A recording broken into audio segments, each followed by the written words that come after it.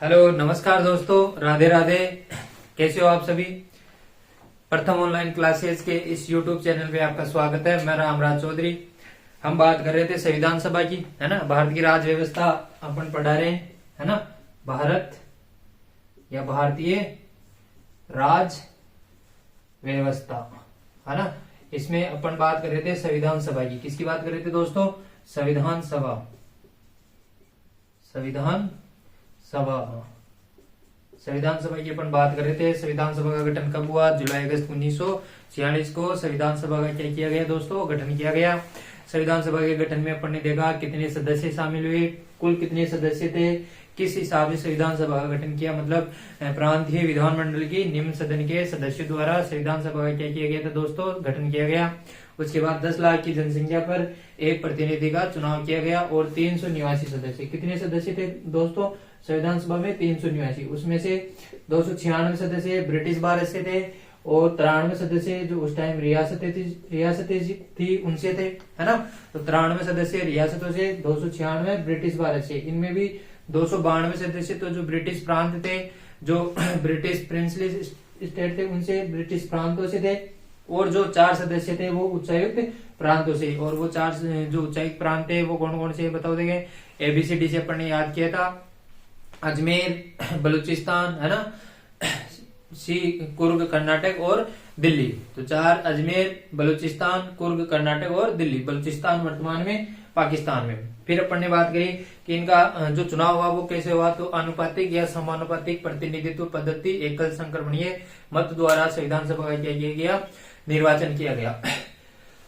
यहाँ तक अपन ने बात कर चुके थे। इससे आगे भी अपन ने बात करी थी कि संविधान सभा में 2 ऐसे सदस्य थे जिन्होंने संविधान सभा में क्या नहीं लिया? भाग नहीं लिया। वो थे मोहम्मद अली जिन्ना और महात्मा गांधी, जिन्होंने संविधान सभा के चुनाव में भाग नहीं लिया था दोस्तों। उसके अलावा 2 जो सदस्यों की अपन बात करें, 2 जो सदस्य थे वो थे जिन्होंने इस्तीफा दे दिया। तेज बहादुर सप्रू और जयप्रकाश नारायण, इन्होंने संविधान सभा से क्या दे दिया दोस्तों? इस्तीफा दे दिया। इसके बाद हमने बात करी थी कि संविधान सभा में महिला सदस्य कितनी थी, महिलाओं ने कितना प्रतिनिधित्व किया? तो 15 महिला सदस्य थी। कितनी थी दोस्तों?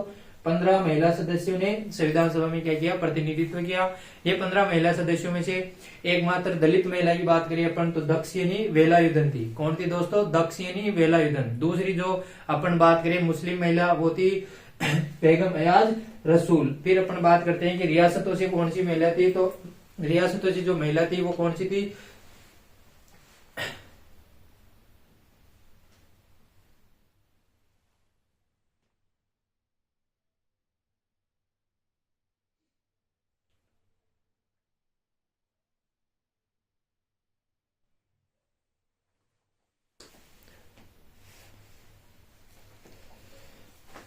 रियासतों से जो महिला थी वो कौन थी दोस्तों? एनी मस्करीन, जो रियासतों से महिला थी वो आई थी दोस्तों।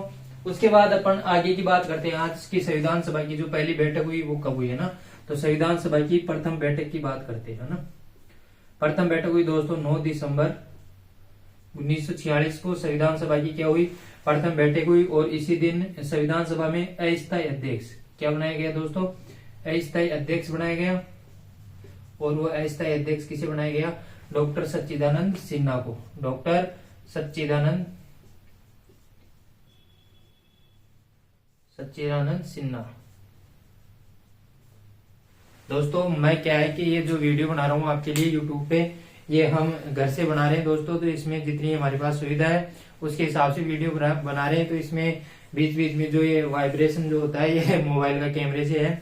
तो इसमें मेरा इंटेंशन ये है कि जो अपने साथी है, पढ़ने वाले जो साथी लोग हैं, जो भी पढ़ रहे हैं इस वीडियो को, जो भी देख रहे हैं, उनके लिए ये कंटेंट इंपॉर्टेंट रहे, है ना।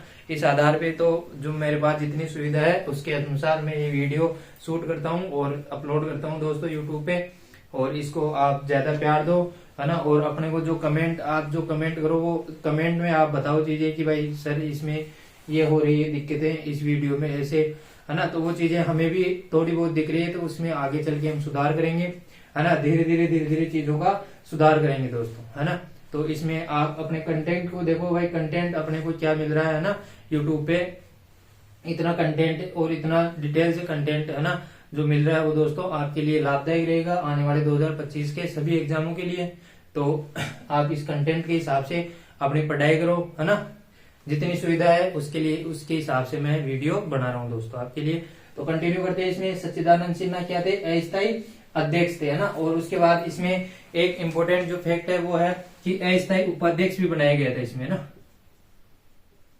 इसी दिन इसी तारीख को 9 दिसंबर 1946 को संविधान सभा में एक अस्थायी उपाध्यक्ष का भी चुनाव किया गया था। अस्थायी उपाध्यक्ष भी क्या किया गया था, नियुक्त, और वो थे फ्रैंक एंथनी। कौन थे दोस्तों, फ्रैंक एंथनी। और ये इंपॉर्टेंट फैक्ट है दोस्तों, अब तक बहुत कम एग्जाम में आया है। सच्चिदानंद सिन्हा बहुत बार पूछा गया है एग्जामों में, अब तक फ्रैंक एंथनी बहुत कम एग्जामों में देखा गया है। आने वाले एग्जामों में ये कहीं ना कहीं आपको क्वेश्चंस मिल जाएगा। तो फ्रैंक एंथनी, और इसमें एक फैक्ट और है कि एकमात्र संविधान सभा में एंग्लो इंडियन, है ना, संविधान सभा में एकमात्र एंग्लो इंडियन की बात करें तो वो भी कौन थे, फ्रैंक एंथनी थे दोस्तों। उसके बाद अपन बात करते हैं, ये तो हो गई संविधान सभा की पहली बैठक। और इसी दिन संविधान सभा में एक और इसमें कि इसका उद्घाटन किसने किया था ना, उद्घाटन किया था, है ना, आचार्य कृपलानी जी। ये भी इंपॉर्टेंट फैक्ट है ना, आचार्य कृपलानी, है ना।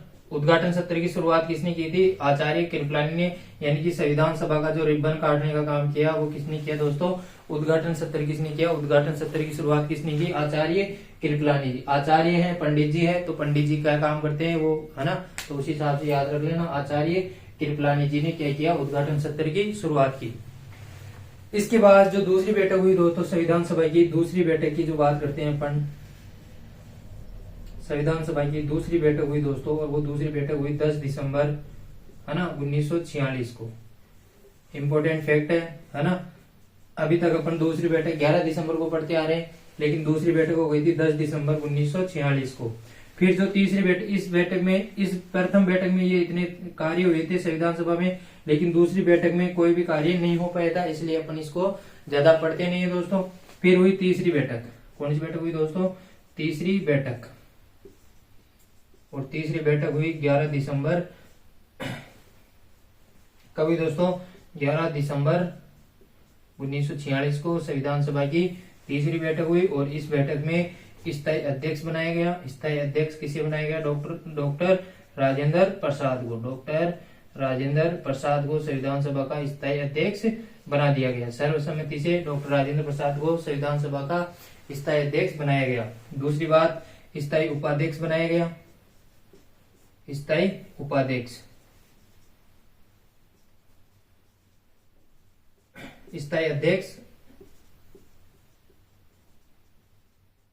तो स्थायी उपाध्यक्ष बनाया गया वीटी कृष्णामाचार्य को। क्या बना दिया दोस्तों, सॉरी दोस्तों, इसमें एच.सी. मुखर्जी, किसको बनाया दोस्तों, एच.सी. मुखर्जी को, एच.सी. मुखर्जी, हरेंद्र कुमार मुखर्जी को इसमें क्या बना दिया दोस्तों, स्थायी उपाध्यक्ष, है ना, क्या बनाया, स्थायी उपाध्यक्ष बनाया। और इसमें जो संवैधानिक सलाहकार, इसी बैठक में संवैधानिक सलाहकार, संवैधानिक सलाहकार, और ये इंपॉर्टेंट फैक्ट है दोस्तों, बी.एन. राव को, बी.एन. राव, है ना, बी.एन. राव को क्या बना दिया इसमें, संवैधानिक सलाहकार। बेनेगल नरसिंह राव को क्या बनाया इसमें, संवैधानिक सलाहकार बनाया। तो और इन्होंने क्या किया, जो बी.एन. राव थे, इन्होंने संविधान का पहला प्रारूप तैयार किया। इन्होंने क्या किया दोस्तों, संविधान का प्रथम प्रारूप, संविधान का पहला प्रारूप तैयार किया। क्या किया दोस्तों, प्रारूप तैयार किया, संविधान का पहला प्रारूप तैयार किया। किसने किया, बी.एन. राव ने, है ना। क्यों, क्योंकि ये पहले बर्मा का संविधान बना चुके थे, तो संविधान में सभी जो लोग थे वो फ्रेशर थे, है ना, उनको कोई संविधान के बारे में कोई ज्यादा जानकारियां नहीं थी। तो फिर बोला गया कि जो अपना संवैधानिक सलाहकार है, जो संविधान के बारे में अपने को कुछ बताए, कुछ बेसिक नॉलेज हो, है ना, ऐसा व्यक्ति कौन सा हो सकता है। तो बी.एन. राव संविधान सभा में थे, और इन्होंने इससे पहले बर्मा के संविधान को बनाने में अपना महत्वपूर्ण योगदान दिया था दोस्तों। तो इसलिए बी.एन. राव को संवैधानिक सलाहकार बना दिया गया। और जो संविधान का पहला प्रारूप है, भाई संविधान में क्या क्या चीजें होनी चाहिए, संविधान में कैसे अपन स्टार्टिंग की बातें करेंगे, है ना, उसके बाद समितियों का क्या रोल रहेगा संविधान में, तो वो सारा जो प्रारूप था, वो प्रारूप किसने तैयार किया, बी.एन. राव ने, बेनेगल नरसिंह राव ने क्या किया, संविधान का प्रारूप तैयार किया।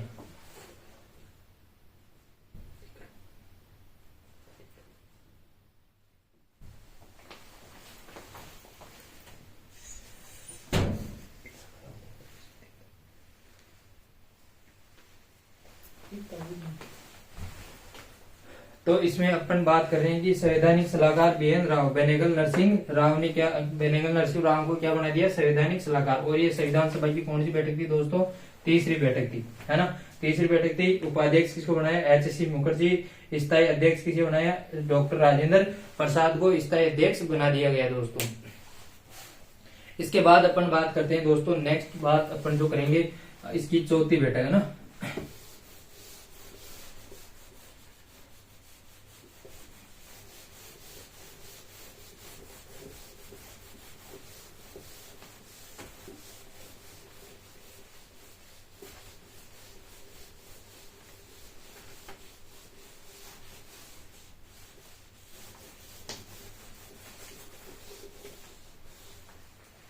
अपन ने बात करी तीसरी बैठक में अपन ने जो बात करी दोस्तों, संविधान सभा के स्थायी अध्यक्ष डॉक्टर राजेंद्र प्रसाद को स्थायी क्या बना दिया, अध्यक्ष बना दिया।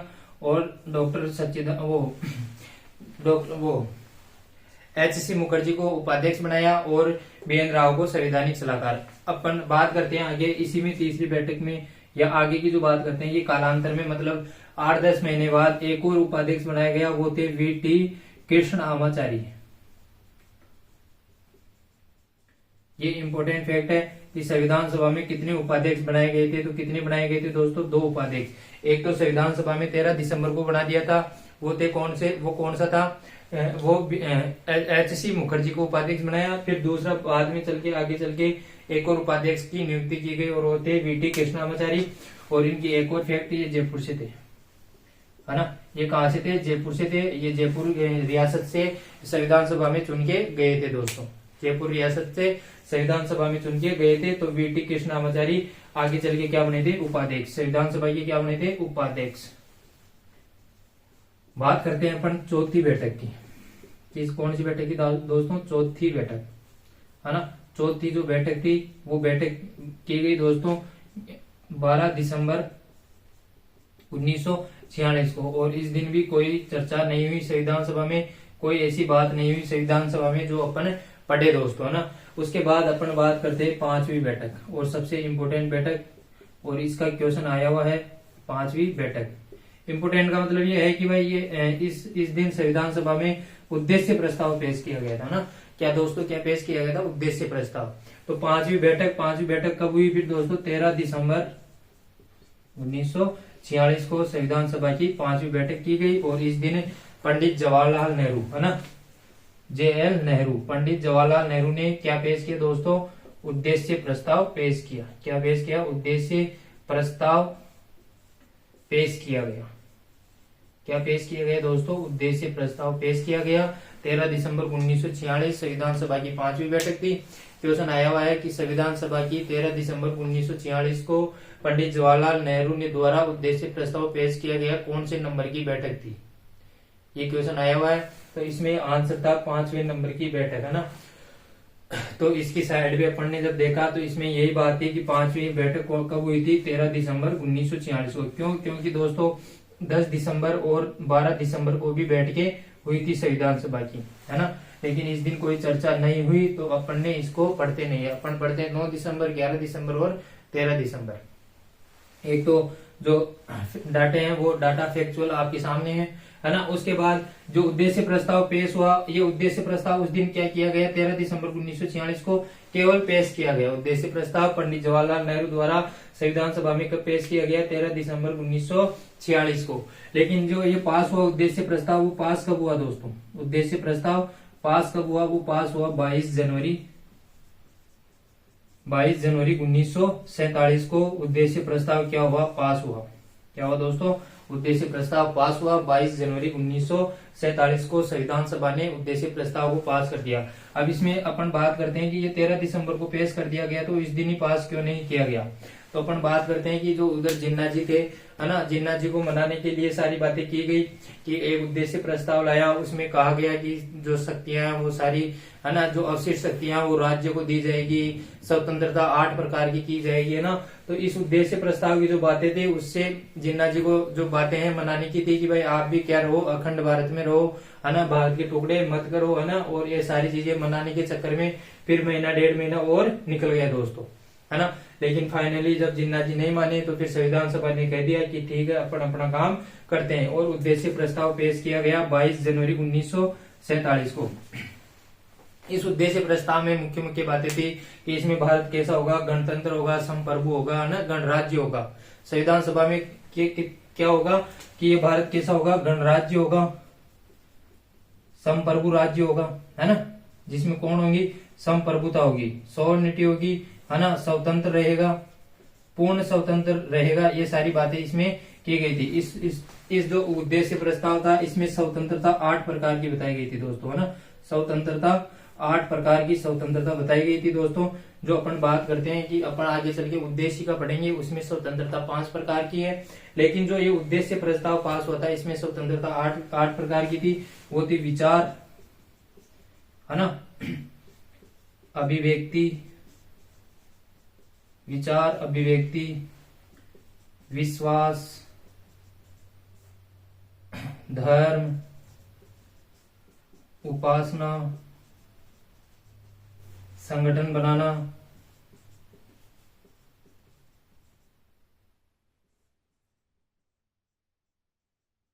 व्यवसाय करना,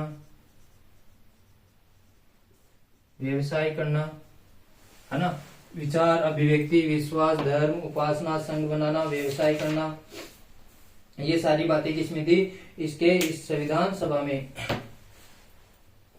है ना। तो विचार, अभिव्यक्ति, विश्वास, धर्म, उपासना, संगठन बनाना, व्यवसाय करना, और एक और रह गया, वो था अपने क्या था दोस्तों, इसमें जो था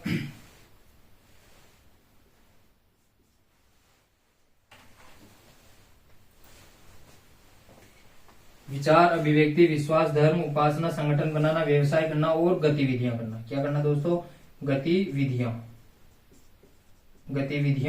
करना। गतिविधियां मतलब कोई कार्य करना, जो भी करना, वो सारी स्वतंत्रता किसमें थी, उद्देश्य प्रस्ताव में 8 प्रकार की क्या बताई गई थी, स्वतंत्रता। बोलो देंगे, विचार, अभिव्यक्ति, विश्वास, धर्म, उपासना, संगठन बनाना, व्यवसाय करना और गतिविधियां। तो ये अपनी 5वीं बैठक की जो उद्देश्य प्रस्ताव था वो पंडित जवाहरलाल नेहरू द्वारा उद्देश्य प्रस्ताव पेश किया गया 13 दिसंबर 1946 को, लेकिन ये पास हुआ कब हुआ, 22 जनवरी 1947 को, जिसमें बात की गई कि भारत कैसा होगा, एक संप्रभु राष्ट्र होगा, है ना, एक गणराज्य होगा, स्वतंत्र होगा। इसमें स्वतंत्रता 8 प्रकार की, विचार, अभिव्यक्ति, विश्वास, धर्म और उपासना की बात करते हैं। आगे की जो बात करते हैं इसी में उद्देश्य प्रस्ताव की, है ना, उद्देश्य प्रस्ताव की बातें करते हैं। तो इसमें समता की बात करते हैं अपन, समता कितने प्रकार की, क्योंकि अपनी प्रस्तावना में समता की बात की गई है। तो समता कितने प्रकार की थी, समता इसमें 3 प्रकार की बताई गई है दोस्तों, ना, प्रतिष्ठा और अवसर और विधि के सम्मुख, है ना, विधि के समक्ष, विधि के समक्ष समता। ये 3 प्रकार की समता की बात की गई। फिर बात की गई न्याय की जो बात की गई, वो न्याय इसमें 3 प्रकार का बताया गया, सामाजिक,